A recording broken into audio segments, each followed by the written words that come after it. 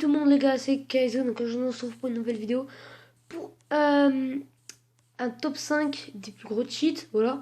Avant de commencer la vidéo, je voulais dire que les cheats que je cite dans cette vidéo, eh bien, je vous déconseille fortement de les télécharger, mais fortement, car c'est pas bien d'en télécharger, c'est pas bien les cheats. Voilà, donc bonne vidéo.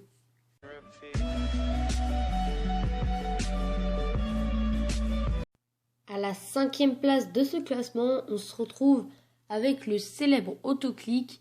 Franchement, qui ne l'a pas utilisé ne serait-ce qu'une seule fois? Moi, je l'ai utilisé sur mes débuts d'Hearthfight. Maintenant, je ne l'utilise plus. Voilà, donc l'autoclick, en fait, c'est un cheat qui permet de faire X clics, exemple 20 clics, et ça pendant des heures si vous voulez.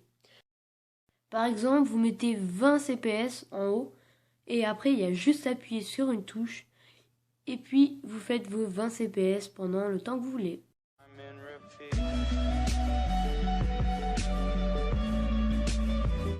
À la 4e place, on se retrouve avec le cheat préféré des Français, Usuni. Donc en fait, Usuni est un cheat, plutôt un hacked client.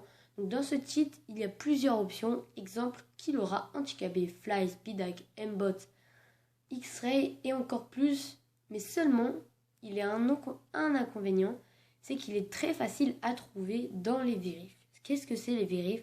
En fait, par exemple, c'est un modo sur un serveur. Il va vous demander de vous vérifier car il vous trouve pas legit. Et il va vérifier votre ordinateur pour voir s'il n'y a pas un cheat. Et justement, Usuni est très facile à trouver. Donc vous pourrez vous faire ban très facilement.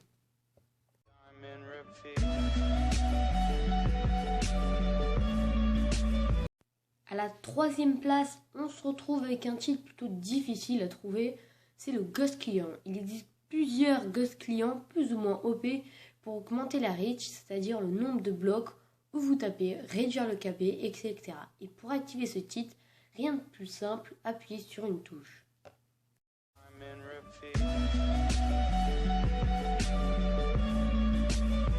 À la 2e place de ce classement, on retrouve le Vape. C'est le cheat qui est presque le plus connu, mais qui est payant. Seulement, il a des fonctionnalités plutôt OP et très difficiles à trouver. Dans des vérifs. Pour avoir ce cheat, il faut au moins payer plus de 40 €, je vous le déconseille fortement. En fait, c'est comme un Ghost Client, seulement il n'est pas inscrit dans votre point Minecraft. C'est pour ça qu'il est difficile à trouver. C'est-à-dire qu'il ne contient pas de dossier dans votre point Minecraft pour le trouver, par exemple, dans des vérifs.